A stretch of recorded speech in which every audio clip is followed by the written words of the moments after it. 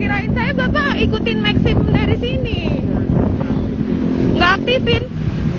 Kenapa nggak diaktifin ya Pak? Perempuan di Depok nyaris jadi korban penculikan driver ojol, loncat dari motor jam 1 malam. Viral di TikTok, wanita muda di Depok nekat loncat dari motor untuk lepas dari penculikan driver ojol Maxim.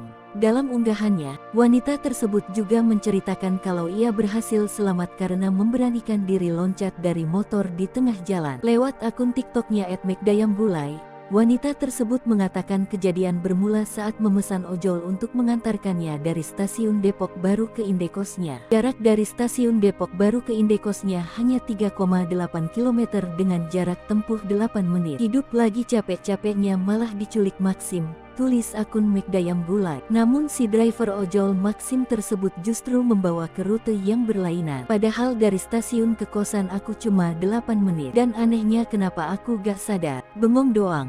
Kayaknya dihipnotis, tulisnya lagi. Bukannya diantar ke kosan, driver ojol Maxim tersebut justru membawa wanita tersebut ke daerah Ciseeng, Parung, Kabupaten Bogor. Dalam unggahannya, wanita tersebut juga menceritakan kalau ia berhasil selamat karena memberanikan diri loncat dari motor di tengah jalan. Loncat dari motor di tengah jalan jam 1 malam, tulisnya. Wanita tersebut lalu mengatakan driver ojol tersebut terlihat tak mengenakan jaket ojek Maxim. Dari awal naik udah curiga ini abang Maxim kagak make jaket Maxim, tulisnya. Saat sadar dirinya akan diculik, wanita tersebut merekam percakapannya dengan si pengendara ojol. Dari percakapan itu, terungkap kalau driver tersebut sengaja mematikan aplikasi ojolnya tanpa alasan yang jelas. Sadar ada yang aneh dengan jawaban di driver, wanita tersebut akhirnya memutuskan untuk berteriak. Gak dijawab dan gue langsung teriak kenceng. Jadi ternyata dia sengaja gak aktifin aplikasi Maximnya dan bawa kabur gue. Jadi di aplikasi Maximnya udah gak kebaca,